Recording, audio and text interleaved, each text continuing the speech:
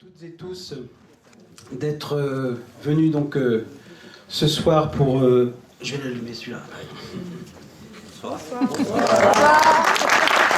Pour Lune froide en présence donc de Patrick Bouchité. On va s'échanger le micro parce que celui-là, je crois j'ai pas mis le son à côté. Voilà, je suis en régie, je suis en tout ce soir. Donc, un grand merci à vous, Patrick, d'être présent pour cette tournée bretonne. Alors, le film est ressorti le 15 novembre, je crois.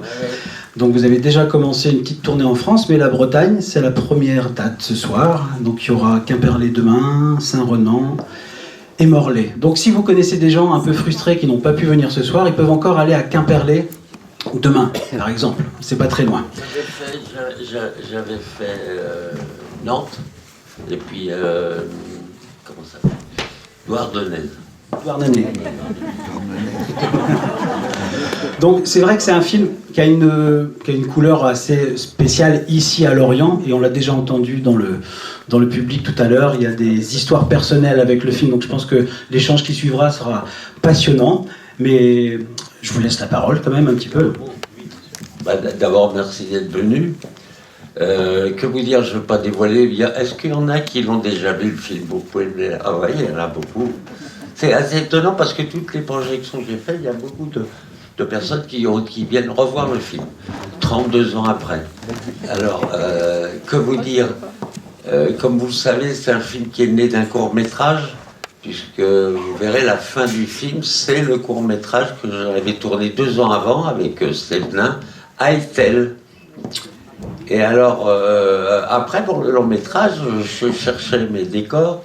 C'est vrai que j'ai rencontré la zone portuaire de Lorient et j'ai trouvé là vraiment pratiquement tous les décors dont j'avais besoin. Même la maison qui était, je ne sais pas si elle existe encore aujourd'hui, cette maison qui était dans la zone portuaire.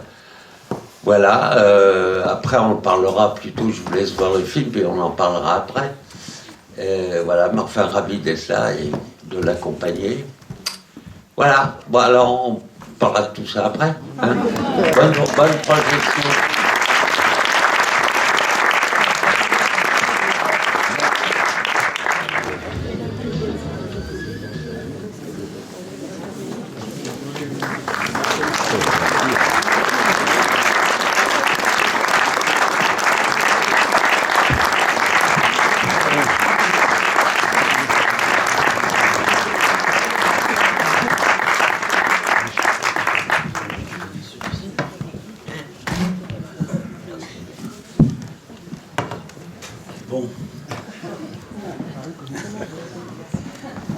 Voilà, Lune froide.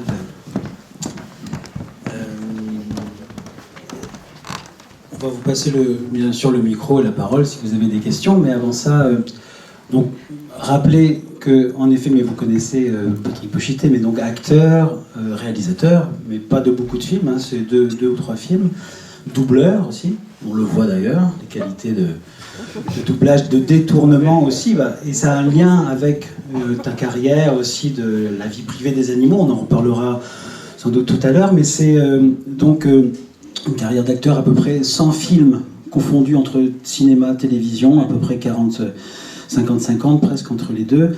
C'est des rôles qui te collent au basket, un petit peu comme cette star curé-chanteur d'Étienne Châtilliez. Jésus revient. Hein, voilà, Jésus revient. Mais c'est pas que ça. Il n'est pas prêt de revenir. Mais c'est aussi des collaborations avec des cinéastes comme Claude Miller, comme Yannick Bellon également, Luc Moulet, enfin voilà, des gens aussi.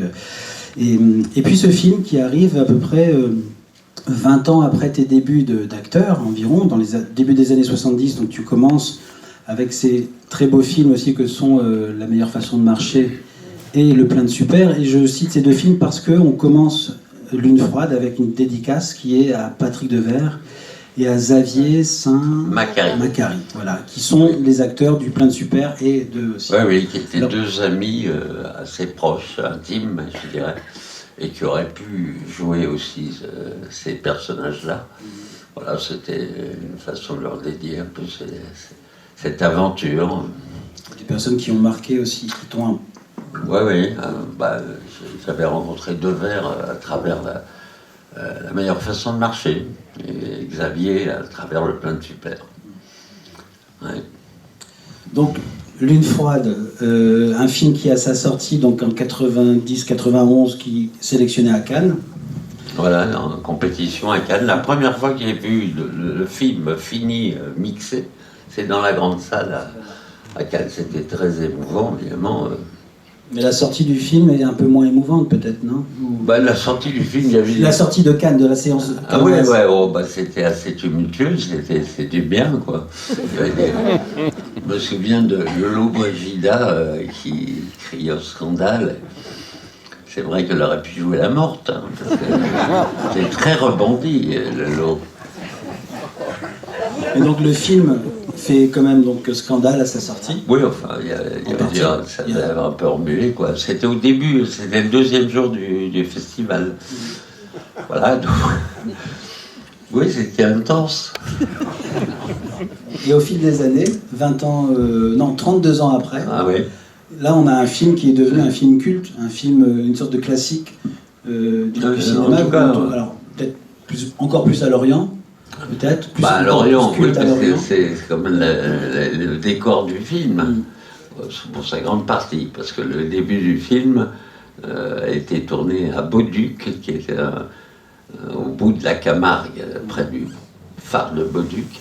C'est un décor que j'affectionnais beaucoup, et je me dis c'est bien de commencer par ce décor un peu désert, puis on y voit du feu, on ne sait pas que c'est évidemment pas à côté de Lorient, mais mon décor, d'abord, le court-métrage, je l'ai tourné à Etel, c'est pas loin. En 88. Oui, c'est en 88, voilà. Donc après, je cherchais quand on a décidé donc de faire le long-métrage, et après le travail de scénario avec Jacques Berroyer, je suis retourné un peu dans le coin, et puis c'est vrai, j'avais besoin, je cherchais un port. C'est vrai que la zone portuaire de l'époque, là, en 90, j'ai trouvé tous mes décors, même la maison, je ne sais pas si elle existe encore, cette maison. Il n'y avait qu'une maison, il n'y en avait pas 36 000, une maison qui était vide, plus habitée. Et c'est là qu'on a planté un peu notre décor, on fait plein de choses que j'ai trouvées à Lorient. Le magasin de musique, il est à Lorient. L'immeuble où on voit la tente, il est à Lorient. Enfin, voilà, il y a plein, tous les décors sont... Pas tous, parce qu'on a tourné la scène avec la prostituée, ça a été tourné dans une forme de studio à Paris. La scène du Galion, c'est à Paris. Ah, le Galion, alors, oui, Galion, ça n'existe plus, il paraît. C'est un dommage, parce que c'était un endroit où il y avait du rock'n'roll, là. C'était voilà, pareil, c'était dans la ville. Et donc la première scène tournée en Camargue, alors enfin, on le dévoile, c'est pas important, mais c'est montrer aussi que la magie du cinéma permet de créer une unité alors qu'on est sur des distances. Oui, donc la Camargue, Lorient et Djerba. Voilà. Et Djerba, parce que les scènes avec la sirène, quand Simon la ramène à la mer, on a essayé de le tourner, l'eau était trop froide, c'était difficile. Malheureusement, la Bretagne, c'est pas l'eau la plus chaude du monde, surtout en hiver. Alors, Lydie Trigano, qui était une amie à l'époque, qui m'a dit, écoute, venez à Djerba, voilà, l'eau sera plus chaude. Et on a tourné devant les scènes dans l'eau, là, devant le Club Med, avec les gens dans leur truc qui regardaient, dans leur chaise longue. Là. On a tourné avec le deuxième opérateur, puisque Jean-Jacques Bouon n'était pas disponible. On est parti avec Thierry Arbogast, qui est un opérateur qui a beaucoup tourné de choses après. Mais j'avais repéré ces deux opérateurs sur leur travail en noir et blanc à travers des courts-métrages à l'époque. Parce que je voulais faire ce film en noir et blanc. Alors pourquoi le noir et blanc? Le noir et blanc parce que d'abord, moi j'ai toujours beaucoup aimé les films en noir et blanc. On était nourri beaucoup en tant que cinéphile, beaucoup de films. J'aimais le noir et blanc, c'est un côté poétique, pas réaliste, le dégradé du noir et blanc. Et surtout à cause de la lune. C'est comme tout se passe, une nuit de pleine lune. la lune, le linceul blanc, et puis le corps de la sirène en noir et blanc, parce que j'ai toujours préféré les nus de femmes, les photos en noir et blanc qu'en couleur. C'est venu de là. Ça s'est imposé comme à travers Et la couleur, ça date aussi un peu plus un film, peut-être. Là, il y a une sorte de... À la fois, la voiture, c'est une voiture qui n'est pas une voiture d'époque, c'est d'une autre époque. C'est celle de mon papa. Voilà, c'est celle de quelqu'un ici. Voilà, c'est une voiture mythique de l'époque, ça. Voilà. Mais ça amène un côté peut-être moins daté. Il n'y a pas de date, on ne sait pas quand ça pourrait être aujourd'hui. Il y a encore des vieilles voitures aujourd'hui. On peut utiliser des vieilles voitures. Mais ouais, non, c'était un ensemble d'influences comme ça, et de recherche de décors, d'accessoires comme la voiture. Je trouve ça c'était bien cette voiture qui faisait celle-là. Alors, est-ce qu'il y a des réactions parmi celles et ceux qui l'ont déjà vu, peut-être ceux qui ne l'ont jamais vu, qui découvrent l'histoire également? Il ne faut pas être timide. Celles qui l'ont revu, oui. Alors, je fais monter le micro, comme ça tout le monde entendra.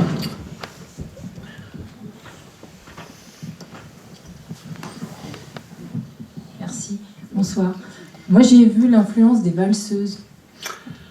Ah oui, c'est une chose qu'on m'en parle souvent. En réalité, non, pas vraiment. Évidemment, j'avais vu les valseuses, puis il y a Devers, la rencontre avec Devers, tout ça, mais c'est vrai qu'il y avait une liberté, peut-être dans ces années-là, à traiter des sujets un peu sulfureux, un petit peu, qu'on retrouve la liberté des valseuses, de ces deux personnages aussi, qui font des bêtises, on peut dire, voilà.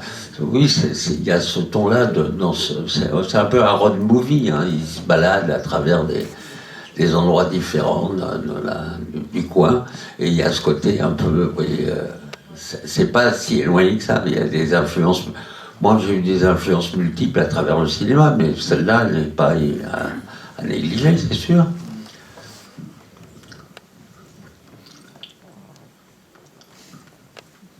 Ah, quand même. Bon, oui.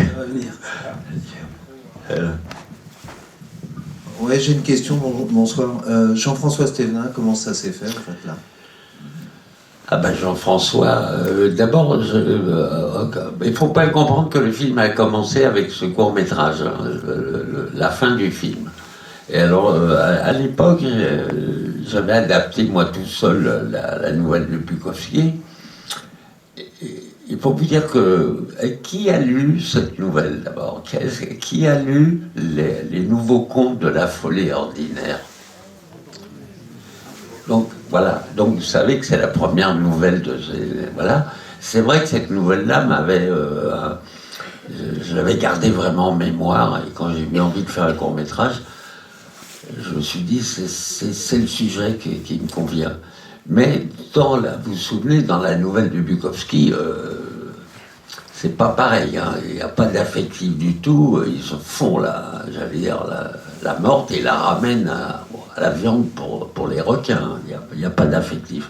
Moi, je ne pouvais pas, c'était une petite trahison que j'ai faite par rapport à Bukowski, j'avais envie qu'il y ait quelque chose de plus poétique et surtout de l'affectif. Donc j'ai adapté le personnage de Simon, hein, qui tombe amoureux de la morte et qui la ramène à son aimant. Elle redevient vivante, la sirène. C'est pour ça que j'ai pu faire le court-métrage. Alors, et quand j'ai proposé, j'avais pensé à Boringer. Vous voyez qui c'est, Boringer? Parce que je trouvais qu'il avait un côté comme ça, un peu blues. Et puis il m'a planté, il l'a pas fait parce que c'était quand même un peu difficile pour un acteur d'accepter ce rôle. Et puis Stévenin, je l'ai appelé, et puis il m'a dit je monte dans le bateau, et là, il ne savait pas du tout où il mettait les pieds, mais enfin bon, il m'a dit je viens. Et on a fait le court-métrage avec lui, ça n'a pas été toujours facile, parce que Jean-François était très pudique. Donc évidemment, il fallait passer à l'action, j'allais dire. et que ça a été un peu tendu, si vous voulez.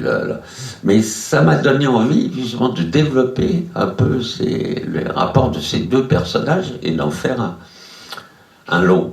C'est pour ça qu'on a développé ces deux personnages, avec ce souvenir, ce secret qu'ils gardaient en eux, de cette nuit de beuverie et de pleine lune, et c'est ça qui m'intéressait, de développer la solitude de ces deux personnages dans le long. Donc, c'est formidable, et après, on a tourné le long, quoi. Alors, il y avait des trucs très souterrains qui m'intéressaient entre les deux personnages, parce que c'est un peu des amitiés contrariées, quoi. Ils sont ensemble parce qu'il n'y a personne d'autre. Et puis ils font comme de vieux adolescents, parce que c'est très... Vous voyez, c'était de gamins, quoi, de 40 ans, mais un peu... Ils sont restés un peu dans l'enfance, avec ce côté cruel aussi des enfants, quand Dédé arrache les ailes de cette mouche. C'est des trucs de cruauté d'enfant. Parce que j'ai vécu mon enfance à la campagne, et c'est vrai qu'on était assez cruel comme ça, avec les insectes, les animaux. Voilà, je ne sais pas si j'ai répondu à votre question. Bon.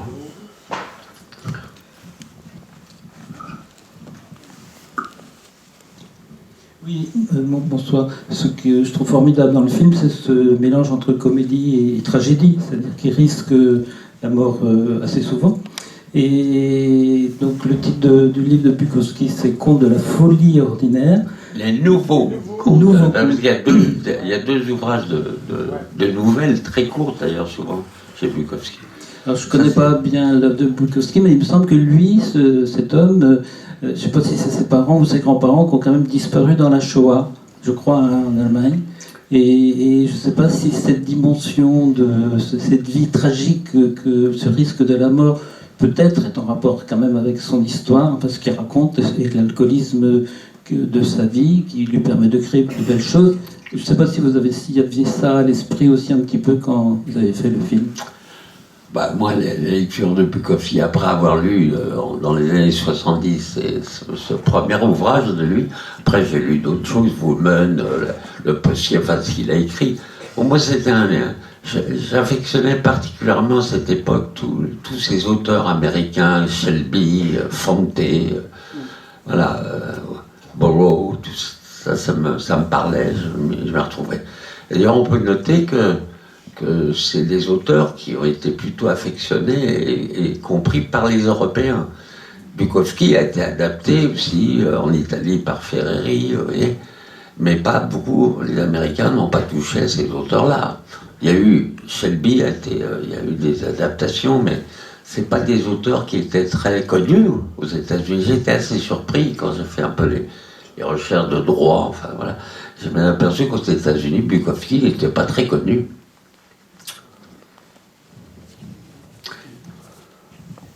Oui, bonsoir. J'ai répondu à la question. Pas vraiment. Mais Bukowski, c'est un univers. Moi, je trouve que c'est très ça a toujours été pour moi très visuel, très cinématographique. Et puis très ramassé avec des dialogues comme des coups de couteau. Il va droit au but. Vous savez, moi j'ai commencé à lire Henri Miller, au départ, Nexus, Plexus, tout ça. Puis quand j'ai lu Bukowski, c'était tellement ramassé comme ça qu'après, évidemment, ça m'a parlé. Oui, bonsoir. On se posait la question tout à l'heure avec mon voisin, on se disait, est-ce que ce film serait possible aujourd'hui ? Et puis la deuxième chose, c'est que je trouve que M. Bourringer a bien fait de vous planter, quoi. Oui, parce qu'il est très émouvant, Stéphane. Dans le regard, il a une clarté comme ça, ça allait bien avec ce personnage qui pouvait tomber amoureux d'une morte, pas par manque d'amour. Parce que tous les personnages féminins, vous avez vu, sont assez éloignés comme ça. Enfin, ils sont pas très... Ils sont un peu en dehors de ça. L'amour, ils connaissent pas vraiment, quoi. C'est un joli cadeau de Noël, quoi, pour eux. Parce qu'ils ne s'attendaient pas à ça. Hein. Quand ils tirent le drap, ils s'attendent au pire. Et je peux vous dire que c'est pas comme ça une morte, quelle qu'elle soit. J'avais été à la morgue pour voir un cadavre de femme. C'est pas comme ça. Là, ils le disent, elle a l'air vivante. Ils disent même, sa chatte a l'air vivante. C'est pas réel. C'est le film que j'ai jamais vu comme une chose très réaliste. Hein. C'était pour moi un conte, une espèce de rêve éveillé, vous voyez. Sinon, on n'aurait pas pu le faire. Il y a deux scènes très belles, en effet, d'amitié, parce que c'est vrai que ça ressort très fortement aussi. Cette amitié, c'est quand il le regarde dormir à la criée, quand il est arrivé. Il a beaucoup de tendresse dans le regard. Et quand tu lui offres la cassette aussi, cette scène-là, le refus et ensuite la guitare qui veut voler. J'en ai rencontré, hein, d'ailleurs ici, dans les bars, là, de côté-là, il y en a des solitaires qui se glouglou. Il y en a. C'est un peu ça, oui. C'est touchant, quoi, parce que d'ailleurs, quand il se bagarre, là, après, il m'a mordu l'enculé, là, il se bagarre comme deux gamins. Lâche-moi, non, c'est de moi d'abord. Enfin, c'est pas méchant, quoi. Mais bon, il fallait ce genre de scène ne pourra pas se réconcilier avec cette cassette qu'il nous ramène. Parce que l'autre, c'est un mythomane, il aime la musique. C'est un hommage aussi, ce film, à Jimi Hendrix, hein. Je ne sais pas si vous l'avez ressenti comme ça, mais pour moi, c'était ça, quoi. À cette musique qui a bercé ma jeunesse, moi. Procol Harum, les Kings, toute cette musique qui nous venait d'Angleterre et des États-Unis. Hein? Et en France, on chantait Chauffer les gamelles. Donc, et nous, comment moi, j'étais musicien, je jouais dans des groupes, on copiait les anglo-saxons, on copiait les Beatles, les Stones. Et c'est vrai que comme on parlait pas bien l'anglais, mais on faisait de l'anglais lavabo, ce qu'on appelait. Chauffer les gamelles, c'était chauffer les got me. Ouais. C'est quoi les petites bites du début? C'est pareil. Il y avait la question aussi, l'autre question qui était, est-ce qu'aujourd'hui on pourrait faire un film comme ça? Écoutez, aujourd'hui on peut toujours tourner un film avec son portable, hein. Donc ça. Mais après le problème c'est le financement d'un film. Malheureusement les films, il y a du monde, ça coûte cher, hein. Et aujourd'hui non, on trouverait. Malheureusement la production serait difficile. Il faudrait tomber sur un mécène. Mais aujourd'hui non, puis plus avec les problèmes aujourd'hui de MeToo, MeToo, ça. MeToo. Bah oui, ça serait difficile parce que c'est. Mais moi, je n'ai jamais vu comme une enfance à la femme, bien au contraire. C'était je ne vais pas dire un hommage, mais il y avait quelque chose une réconciliation avec la gente féminine à travers le film. Pour moi. Mais après, maintenant, ça dépend comment on perçoit les choses. Les personnages masculins ne sont pas des exemples non plus. Enfin, non, ils font des bêtises, quoi. Enfin, mais ils tuent personne. Hein. Au contraire, ils redonnent la vie à une morte. C'est pas ce qui se passe aujourd'hui. Hein. Et à l'époque, justement, pour produire ce film, c'est Luc Besson qui met la main en portefeuille. C'est-à-dire que je reviens à ce que je disais quand on a présenté le court-métrage, j'ai rencontré Besson et il m'a dit qu'est-ce que tu fais projet. J'ai dit je voudrais développer ce film Lune froide. Et il m'a dit écoute, on le fait ensemble, on le coproduit ensemble parce que j'ai quand même coproduit le film à 50%. Hein. Ça m'a coûté cher. Bref, mais on l'a fait, quoi. Voilà. Donc, oui, c'était les années. C'était en 90. Je crois que c'est la première. C'est René Bonnel de Canal+. C'est la première coproduction qu'il faisait à l'époque. Puis on montait pas les films comme aujourd'hui. C'était pas pareil. C'est pas les télévisions. Aujourd'hui, c'est les chaînes de télé qui payent le cinéma. Et qui paye les chaînes de télé? C'est la pub. La pub paye la télé qui paye le cinéma. Donc en fait, le cinéma est quand même financé beaucoup par la pub. Et si vous vendez des voitures, des parfums ou des yaourts, vous avez envie de toucher. Il ne faut pas trop de vagues, ça me paraît logique. Moi, je me souviens d'une pub à l'époque avec des oiseaux qui criaient pour Esso. Ben, oui. C'était sans doute financer le cinéma. J'avais un peu honte parce que Esso, c'était le plus grand. Au niveau de l'écologie, c'est pas terrible, hein, Esso. J'avais fait même un montage avec des oiseaux qui étaient dans le pétrole, là, qui disaient merci Esso, mais ils n'ont jamais passé. J'avais fait une contre-pub, parce que moi je faisais de la pub avec Esso, là. J'avais un peu, mais ils n'ont jamais passé. Mais la vie privée des animaux a permis de financer un petit peu le... Ah ben, ça m'a sauvé, moi, parce que si j'avais eu une fois, j'aurais mis la clé sous le pas. Moi, on avait fondé avec André Martinez, ma compagne de l'époque, cette petite production, mais on n'y connaissait rien. Ça fait d'ailleurs bien trimballer, parce que quand on ne connaît pas, mais ça nous a permis de donner, de faire le film. Mais au niveau production, c'est un autre métier.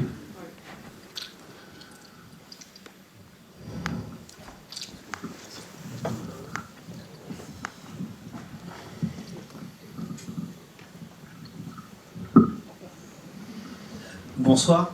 Bonsoir. On n'en a pas encore parlé, pourtant on l'a vu dans le film. Comment vous avez travaillé avec Jackie Berroyer, qui après a été un peu plus connu sur Canal+, mais a priori il a coécrit le film avec vous. Comment ça s'est passé cette collaboration? Il a été aussi beaucoup acteur après.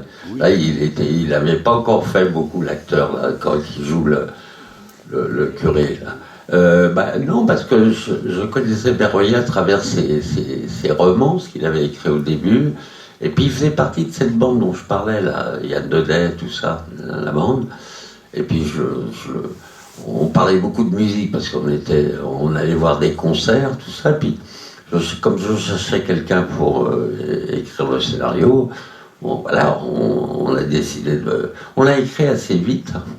On l'a écrit dans le midi de la France, voilà, assez vite, parce qu'il connaissait bien Stévenin aussi.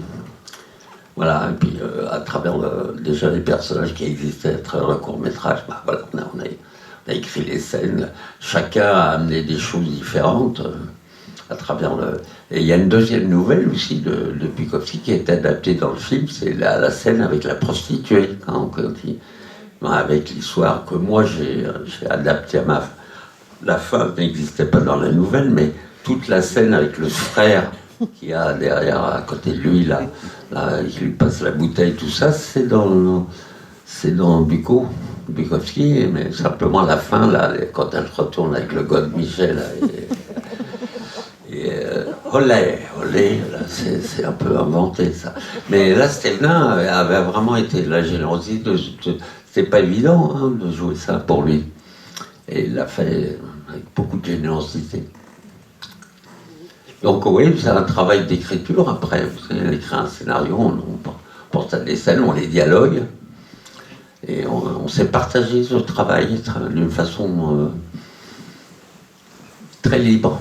Et pourquoi le rôle du curé donc parce que voilà, je trouve qu'il est... tous ceux qui sont dans le film étaient tous des amis pratiquement. Castaldi, Roland Blanche, paix à son âme, mais il y en a beaucoup qui ne sont plus là. Jean-Pierre Bisson, tous étaient des gens que je connaissais dans la vie.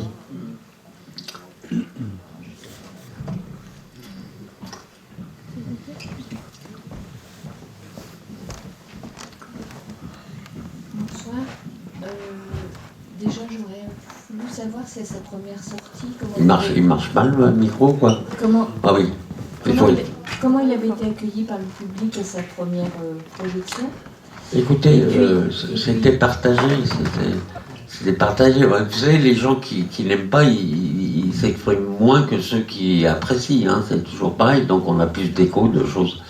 Après, franchement, on a gardé la presse. Les gens, c'était assez encourageant, je dirais.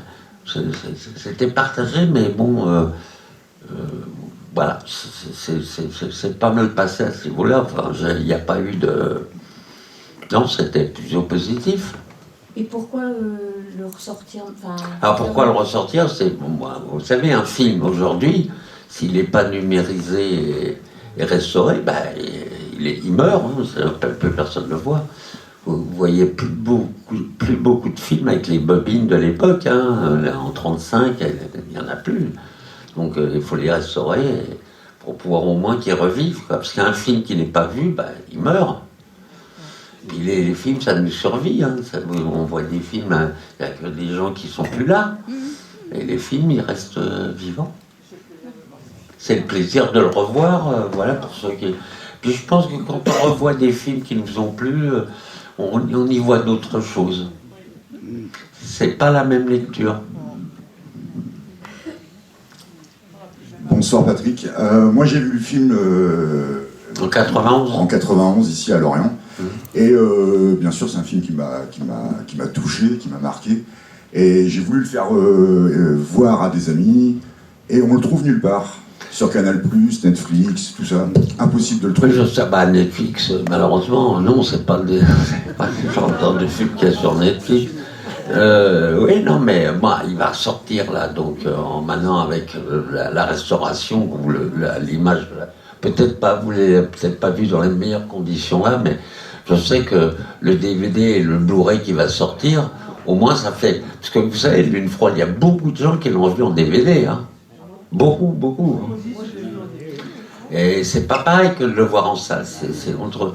Mais bon, ça permet à un film d'être vu et puis peut-être de repasser. Vous savez, les chaînes de télé qui le passeront aujourd'hui, même Arte. Vous savez, Arte, c'est pas le premier en France, Arte, c'est le premier, c'est les Allemands. Hein. Un film comme ça, les Allemands, ils ont du mal. Hein. Alors l'édition DVD, en effet, on peut l'acheter dès maintenant, je crois, parce que c'est. Oui, on peut le. Par contre, mais il sort le 14 normalement. On peut le commander. Vraiment, et ils ont fait le chat qui fume, ça. Ils ont fait vraiment un joli travail, vous voyez, avec tous les bonus, toute l'histoire un peu de ce film-là. Donc voilà, ça le fait revivre. Hein. Il n'y a que 1000 exemplaires apparemment. Ah, ça, je ne sais pas, c'est pas. Mais voilà, c'est une façon de faire revivre un film. Puis après, l'intérêt aussi, c'est qu'un DVD, bah, c'est pas une personne qui le voit. Vous voyez, c'est des fois les amis, la famille. Enfin.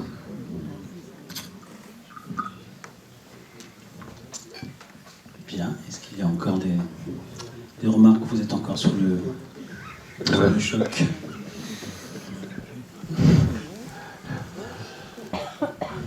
On peut, alors oui. Bonsoir, monsieur Bouchité. Bonsoir. Alors, moi, c'est pas une question, c'est un remerciement. Parce que j'ai découvert votre film en 91, je crois. Oui, c'est ça, oui. Il est passé sur Canal+. Oui, il passait, mais à minuit, 2h du matin. Hein. Très tard. Et je l'ai fait découvrir à l'amie, la femme avec laquelle je vivais à l'époque. On a trouvé ça exceptionnel. On en a parlé, on l'a regardé avec 2 autres amis après. Oui. On a dû le voir à peu près 20 fois, à l'époque. Là, c'est la première fois que je le revois depuis 30 ans, à peu près.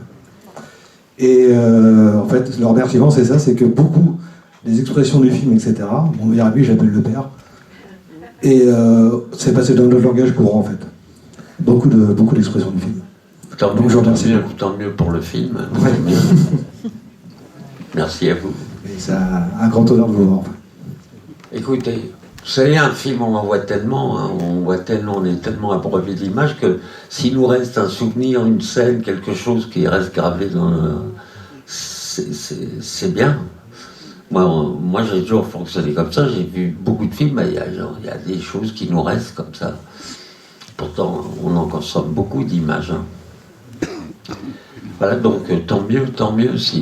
C'est pour ça que j'ai essayé vraiment, j'ai lutté, hein, parce que j'avais en face de moi Gaumont. C'est pas vraiment dans la politique de Gaumont, ce genre de film, mais j'ai eu du mal à arriver à le restaurer, à le rendre vivant, quoi. Voilà, c'est surtout ma démarche, c'est pour ça que je l'accompagne, c'est parce que c'est une renaissance pour moi de quelque chose qui était mort. Et même le DVD, on ne trouvait plus. Pas si mort que ça, parce qu'on en parle. Moi, j'en parlais à plein de... Après, maintenant, vous savez, le cinéma, c'est beaucoup le bouche à oreille. On dit à ses amis, ah, j'ai vu ça, j'aurais dû le voir. C'est comme ça que ça fonctionne. En tous les cas, merci à vous tous d'être venus, de l'avoir revu. Et merci puis voilà, que le film ait longue vie au film. Merci à vous.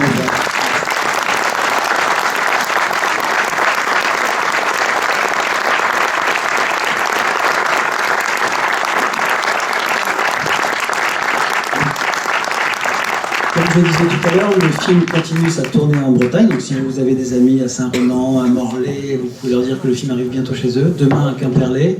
C'est une tournée Cinéphare. Donc Cinéphare, c'est un réseau de salles art et essai associatives en Bretagne. Donc c'est grâce aussi à ce réseau que nous, on a pu, en tant que non-salle, le programmer aussi aujourd'hui. Donc on remercie également le Cinéphare et le distributeur Malavida qui a fait aussi tout le travail de distribution. On va continuer, terminer la soirée à côté dans le salon, hein, avec un petit verre à boire si vous voulez. Merci.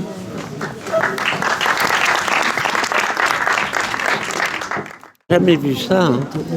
Ah, les Japonais quand même. Ah, un film de Luc Besson. Oui, un film de Luc Besson, ouais. Là, un film de Luc Besson. Et au-dessous, bien sûr, heureusement, un film réalisé par Patrick Oui, non, mais comme Luc Besson et... Je sais qu'ils avaient fait... Ouais, oui, lui, il était connu là-bas. Ouais. Ah, c'est marrant, ça, c'est super d'avoir ça. Super. Là, ouais. Ah, ça, c'est ça. Par contre, il est censuré. Ah, ouais, ben. Il est censuré, les parties génitales. Ah, bah oui, ça, je l'avais vu, voilà, oui, ils sont floutés. Ouais. Bah, il y a Luc Besson en gros, c'est normal, hein, c'est ça qu'ils ont là-bas.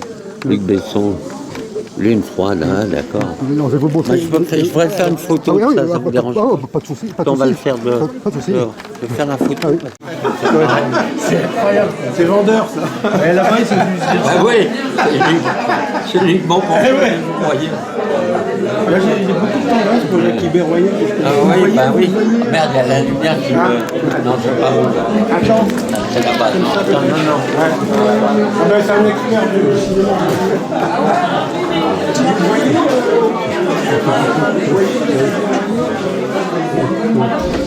Voilà. Ah, non, pas encore bien là.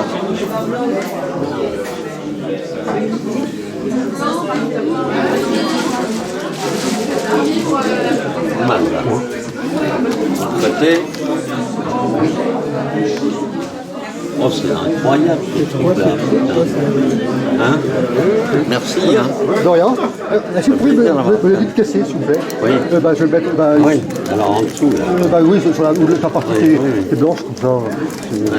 C'est pour qui? Maxime. Maxime? Maxime, oui. Comment ça s'écrit? M-A-X-I-M-E. Emma? M-A-X-I-M-E.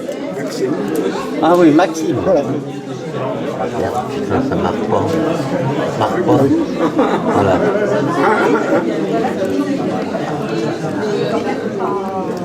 Vous en avez d'autres? Ah non, c'est l'exemplaire. Deuxième.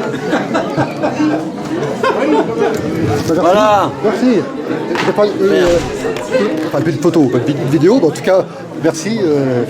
Merci pour le film. Voilà. Merci. Super.